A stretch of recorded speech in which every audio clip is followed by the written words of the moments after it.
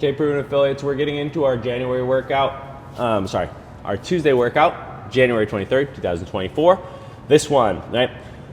We're gonna be getting into our deadlift progression. So this is kind of the first time we've hit our deadlift progression. However, we've done some deadlifts and workouts. We've done enough hinge pattern work. This one is kind of first in the progression. A note about the deadlift is that we're gonna be hitting the deadlift every 10 to 14 days. So it's not something that we're actually gonna see weekly. It's really something that we're going to see every other week, starting on week 3 here. So we'll actually see it again on week 5, just as a note there, and then on week 7 when we kind of get into it. So we've seen it 3 times over the course of the first phase of the cycle, and we're going to kind of continue that when we move into the second phase of this cycle. Just a note. We'll then go into flip-flop, which is going to be adding on a little bit of specific volume and specific work for the deadlift, and then combining that with a little bit of skill work here under some midline fatigue with the 15 meter or 50-foot handstand walk within that 15-minute EMOM. So just a little bit of a note about what we're going to be doing today, noting as a coach that we're not going to spend a ton of time on the handstand walk progressions, and it's going to be more about playtime and practice during that minute or moving to a modification that athletes can do within that time frame. So warm up. What I want everybody to do, right? So make sure that there's machines out when you get things started. All we're going to need athletes to do is grab a kettlebell. The rest of it's pretty simple. So we don't want to grab a lot of equipment when we're doing this. And you can either do this as 2 rounds for quality or put on an 8-minute EMOM. But what I would like to do is you have everybody grab out a kettlebell. They go up. You just go, okay, let's say we have 8 athletes in the class. You're just going to go 1, 2, 3, 4, 1, 2, 3, 4. I want ones to be on the bike, or machine. I'm going to have 2s start with the side plank hold. I'm going to have 3s go for Russian swings and hollow holds. And then I'm going to go for 4 is going to be that handstand hold against the wall supported or freestanding.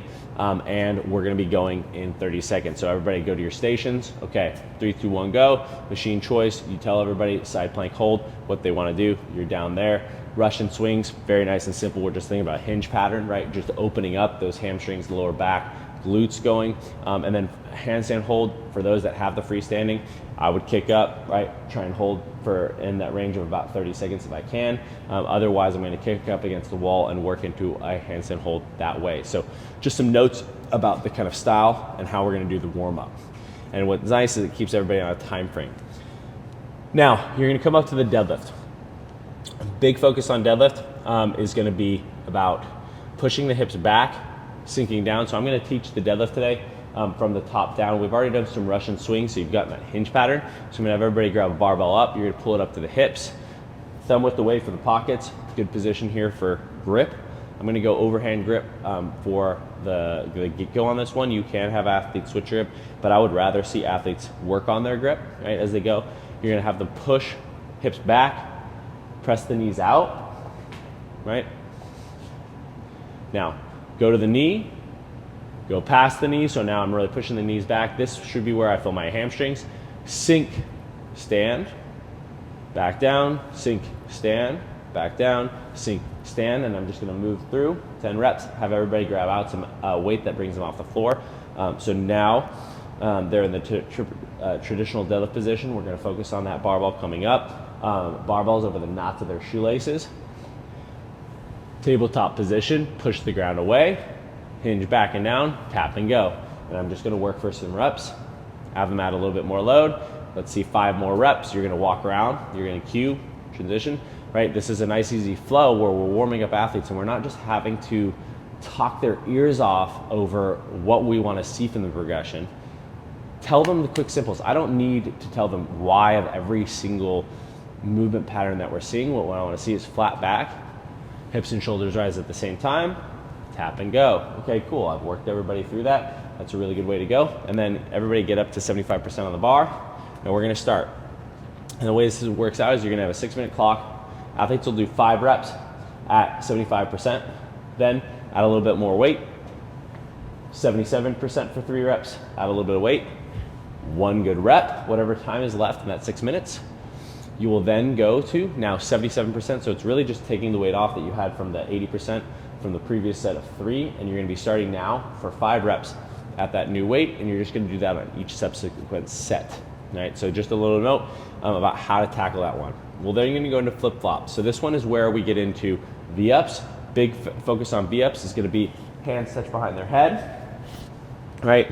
And touch your toes or touch shins kind of right through there. Depends on the hamstring flexibility of some athletes and how well they can kind of compress themselves. It's something to work towards and develop a little bit more virtuosity there, but just a little note about kind of what we're trying to see. Deadlifts are already warmed up, so we don't really need to tackle those. We just need to go to working weight. Handstand walks, we're just going to talk over the modifications and the scaling kind of ideas that we could work through. So one would be to just go down to 25 feet or 8 meters, right? Really great way to go. We can also go into wall-facing handstand hold and then work shoulder taps. So now you're getting some instability. Maybe you go slow and you're just gonna work on how to get my hand into more of kind of single arm hold variant. And maybe you just work for 30 seconds there with some wall-facing shoulder taps. Really great way to kind of work yourself in there, develop that through. Maybe you do handstand walks to the wall. So maybe the wall is over here where these kettlebells are at. And all I'm gonna do is I'm just gonna do a handstand walk, let my feet lean in, my feet touch, and I move my hands in. And I've learned how to kind of move in space, but not necessarily out on the floor or I might fall over. That's a good way to go into, right? So everybody's warmed up there. That transition there from the deadlift to our working weight, touch on V-ups, talk over handstand walk scales, right? We have wall walks. We always have the scaled wall walk, a box wall walk option. Really great way to go. Deadlifts here, we're looking at a weight that you could do 9 unbroken. Maybe it's 3-3-3, 5-4. You can even do it within the time frame of quick singles as you do this one, depending on the athlete and how they're feeling. Some athletes have a little bit of tension on that eccentric. I would actually suggest that if you do reduce the loads, as that's kind of just a red flag of some issues that are going on if you're feeling that tension maybe through the QLs, that SI joint area. So just a note on that one where we're kind of talking this one through as we move into it. So those are kind of like the scales and kind of what we're looking for through the day. You can always go into GHD sit-ups for our competitor option. Just different notes, but that's what we want to see. I'm not going to go over to specific levels here today, as I want you to really kind of target what each athlete needs and have the levels more as a guide. Now, we're gonna go to proven recovery number 9. This one's heavily focused on the lower body and then opening up the shoulders just a little bit with that reverse plank bridge. So we have barbell adductor stretch. Just a note about that one, that's an empty barbell. It allows you to get into a deeper stretch in that straddle. You'll do couch stretch. Want to make sure that when we do a lot of posterior chain work, we still loosen up the quads, as that when those get tight, it tucks the pelvis, you get a little more lower back pain, can throw the SI joint out. So those are just some notes on there. Cross body lat stretch is really for the QLs. Single leg forward fold just finishes things off, right? Now, optional accessory work today is gonna be 3 sets for quality. We're gonna be doing 15 single leg cross body RDLs. So if you're saying 15 on the right and 15 on the left, that means it's gonna be really light, right? So what we're doing is we're working on unilateral strength and stability after hitting some heavy loads and already some good hinge pattern work. But I wanna do this at a light load that's gonna really help athletes kind of develop that posterior chain and really reinforce and add some stability and resilience to their posterior chain. We're then gonna go into a push-up assisted Nordic curl. So this one would be ideally a partner version where someone's holding your feet, you go down and then push up a little bit and pull through the hamstrings at the same time. You can do this without a partner, where you put a barbell in the rack so that your feet are underneath. I would get a pad, probably like an ab mat pad, or maybe you have a big sweatshirt.